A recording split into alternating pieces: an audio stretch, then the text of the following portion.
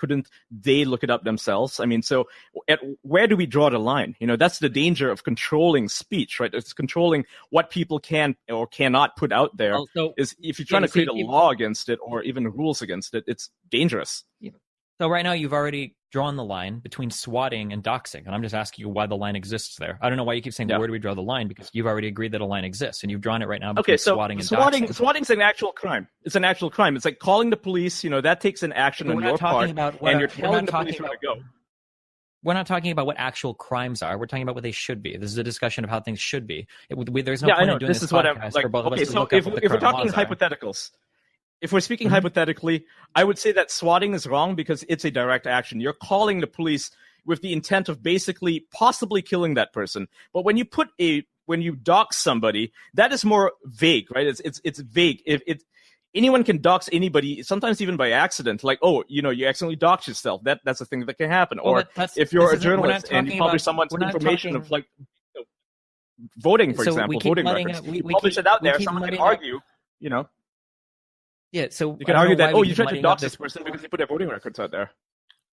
I don't know why we keep muddying up this conversation. This is a very clear, very pointed question. I'm not talking about somebody accidentally doxing themselves, or I'm not talking about somebody accidentally, posting a Facebook post that accidentally leads to someone else's information. I'm talking about two people are having an argument, and one guy says, "Fuck you, you're a Hillary supporter. I'm going to post your phone number, name, and address on my Twitter." Do you think that type of thing should be allowed? And if you don't, then I guess we kind of agree. If you do think that should be allowed, I'm asking you to give me the difference between that and swatting somebody. Okay, fair enough.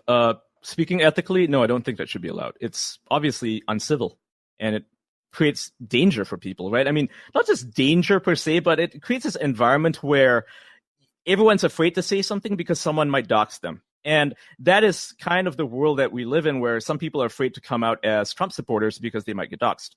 So, yeah. Okay, cool. So basically what we're kind of making arguments for here, what we're kind of establishing is that there are some types of speech that I think both of us don't believe should be allowed. And these are types of speech that lead to people actively being harmed, especially where the intention of the person doing this type of speech is to harm somebody. So for instance, if I scream fire in a crowded theater, people are going to get hurt. Obviously, it's a malintent action. If I dox somebody, and especially with the intention of getting someone to go harass them or hurt them or something, that's bad. If I swat somebody, I'm doing that.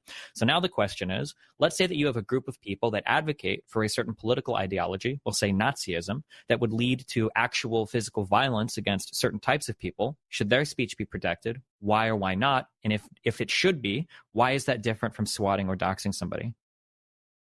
That's a good question. That's actually a very good question. I think that, for instance, Nazis, it depends on what they're saying, right? If they're inciting people to violence, if they're saying things that are like Jews are responsible for brainwashing children and turning them to pedophiles or some nonsense like that, then maybe that shouldn't be allowed, because it is clearly disinformation and it's intended to shake up the status quo, right? It's to rile people up and basically get them, fired up and say, hey, let's go kill all the Jewish people. That's what their intent is when they say these things. And they try to defend themselves by saying, oh, free speech. But what they're saying isn't exactly, it's like anyone with a brain can see that what they're trying to do. It's obvious that they're trying to incite violence, but they're doing it in a way that's like crafty or clever, right? They're not doing it in a way that's saying, hey, we're just asking questions. They're not doing that, right? They're actually saying, look at what the Jewish people are doing. That's what they're saying.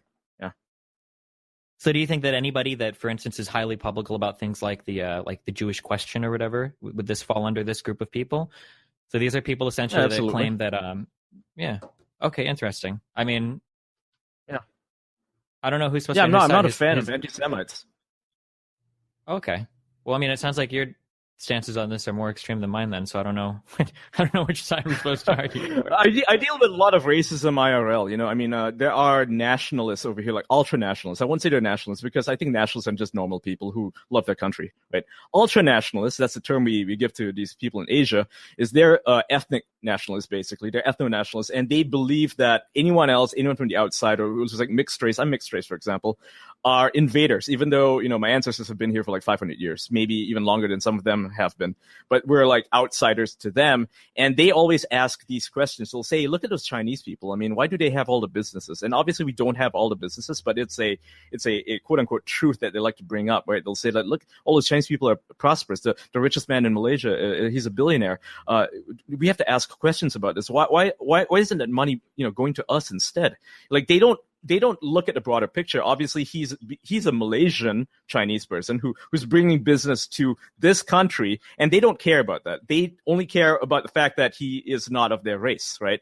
And these are the same types of people as white nationalists who will, who will point to Israel, who will point to Jewish people being rich and successful in Hollywood or New York, and they will not for a second think, okay, maybe those Jewish people are Americans. Like they're bringing business to America, not to whatever it is they think they are. Like there's some weird conspiracy theory going on, and this is how they operate. So when they ask these questions, when they point things out, when they ask the Jewish questions, things like that, it's an incitement because they actually want people to go out on the streets and start, rioting in demand for money or whatever, because people are disillusioned, people are disenfranchised, they feel poor, and they need someone to blame. They need a scapegoat, just like the Germans did in World War II. They were disenfranchised, they were poor because of World War One, and they were like, well, Hitler is like, well, it's actually the Jews' fault. It's not your fault that you're poor. Sure. So then here's a question. Let's say that somebody is intentionally spreading misinformation in such a way that could lead to like the severe harm of groups of people. Do you think that these people are probably ethically in the wrong for what they're doing? Absolutely. 100%.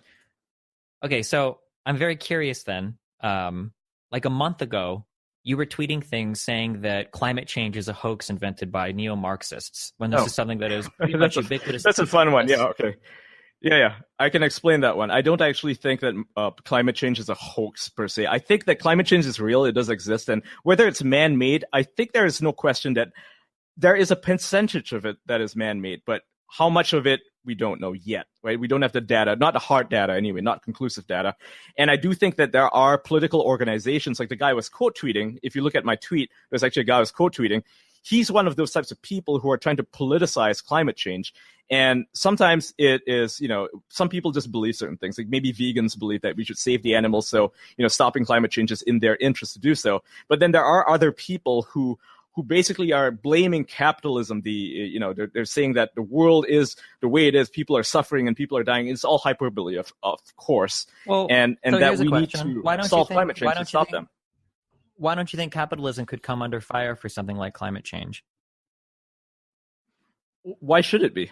I mean, capitalism is the biggest hope against it. You can fix it. That's the thing. I mean, how do you mobilize, a corporation to fix things? So you can't fix it with capitalism. So the problem with capitalism is capitalism uses free markets, right, between producers and customers in order to negotiate prices for what goods should cost or services should cost. But in capitalism, one problem that we see, it's called a type of market failure, is an externality. So an externality is something that's not taken into account when factoring in the price of a good or the impact on a labor or a consumer or whatever. And it can cause a negative to everybody that nobody has to pay for. So for instance, let's say that two firms are competing against one another to produce a product. In a capitalist society, the person that can produce the best product at the lowest price is going to be rewarded in an open market. But the problem is if one person can produce that good at half the cost as the other person by polluting, the pollution, which is an externality there, is something that cannot be accounted for in a capitalist system. So the only way to address it would be to use mixed markets, to have a government come in and either subsidize some sort of climate change related stuff or penalize people for doing something. So I think it's fair to say that capitalism in large can be blamed on a lot of climate change related things because capitalism doesn't do anything on its own to solve climate problems because there's no profit incentive tied into doing it. Yeah, I don't disagree with you. I think you're completely correct. I think there should be controls. I mean, without the FDA, we'd probably be eating a lot of asparagus that's full of E. coli, right? We'd be dying because there'd be no incentive for any of these producers to actually clean up their foods because they can say, hey, only 1% of our people who ate E. coli died of E. coli poisoning. So why do we care? Yeah, so obviously there should be controls. Yeah. Okay, cool. Well, I mean, that's one of the reasons why people are very critical of capitalism and for being a big, because capitalism has caused a lot more pollution and whatnot, inarguably. Now, amongst a ton of other positives as well, we're having a conversation on the internet, thousands of miles potentially away from each other, which is cool. But that's one of the reasons why capitalism comes under fire for being a big driver of climate change. I don't think it's necessarily not fair for that to happen. I guess my problem is that like I see these claims spread around a lot, and it's kind of ironic that we're on a channel that is dedicated to flat Earth denial. And I mean, climate change and man-made climate change is pretty strongly agreed upon by most scientists. So it's kind of frustrating sometimes that it still seems like there's a big movement of people out there that are trying to say it's not real, especially when they claim that other people are trying to politicize it. Like the science isn't unclear on this, but people that get political with it are. And it seems like a lot of people on the right, especially Donald Trump, who's at the top of the Republican Party right now, are very politically against things related to climate change because of the economic implications of those policies that would have to be implemented if we really were trying to combat climate change effectively. Yeah, I agree with you. A lot of agreements. That's well said. Yeah, that was well said. Actually, that's well Group said. hug. What's your take on the right to offend, Destiny? Do you think that there's the people that have an inherent right to be offensive if they want to? Yeah, for sure. I mean, I'm more extremist than Ian. I think that violence can result from free speech, but I think the concept. I'm very much a liberal at heart. I'm sometimes at the hatred of my fans, but I think that freedom of speech is very important. I think there's a cost for that freedom of speech. For instance, things like, say, 9/11, right, are things that we have to suffer because we don't give the government the ability to monitor all of our communications, for instance, things like that we have to pay penalties sometimes for the freedoms that we value. I think freedom of speech is important enough to recognize that there are going to be some trade-offs there, but I think the concept itself is defensible enough. Usually where I draw the line are people like bad faith actors are people that I don't think should have any place in the marketplace of ideas or any kind of platform or whatever. But other than that, I'm usually pretty open on most things related to freedom of speech. But I could be persuaded if the costs were great enough on one end or the other. Steve? You guys had mentioned earlier some terminologies, and I think it's kind of important to go back to what you said before about when you ask about should we allow things like the right to be offended, should we allow things like doxing? And I think that term allow is ambiguous because are you talking about a legal sense? Are you talking about an ethical sense? There is distinctions to be made here. Again, nobody, I don't think in the right mind would say, oh, we should allow swatting. Clearly, that's something that is egregious. It puts somebody inherently in line of fire. Literally, you have a situation that can result in death. Can doxing do this? Yes, theoretically it could. It can have very harmful malintent to people that have been doxed. But when you say, should we allow it? What do you both mean by that? What do you obviously are you advocating a legal perspective of it? Or are you saying we should not allow it as a community and frown upon people that dox because there is harmful things that can come from doxing? I find it to be unethical to do so. But then again, what do you also mean by doxing? Destiny, you can go ahead first. Okay, sure. So in terms of what we should allow versus what we shouldn't allow, most of my positions so far have been prescriptive ethically. So these are things that I think we ought not to do in society or ought to do in society. In terms of who should enforce it, I'm very, very, very uncomfortable assigning that enforcement to the government. I'm much more in favor of companies themselves kind of taking the charge there, although I think that one could raise the point that there's not much of a difference at this point. So, for instance, we might say, we're not going to make it. We're not going to make it so that a certain form of speech should be banned. However, if that form of speech is banned on Twitter, Facebook, YouTube, and domain registrars, does it really matter if the government is providing you with some freedom of speech if effectively you can't actually voice it anywhere because all of the largest public platforms are privately owned?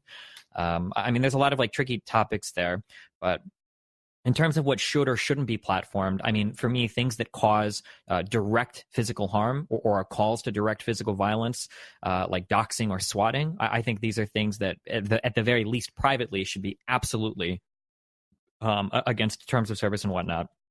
Legally, if it's very direct, like I would say doxing and swatting are very direct, I think these should be punishable to some extent. When it comes to things like hate speech, so I would define hate speech as a type of ideology that pretty directly or slightly indirectly calls for harm to people. So, for instance, things like Nazism, things like alt-right people. I don't think legally these things should be touched at all.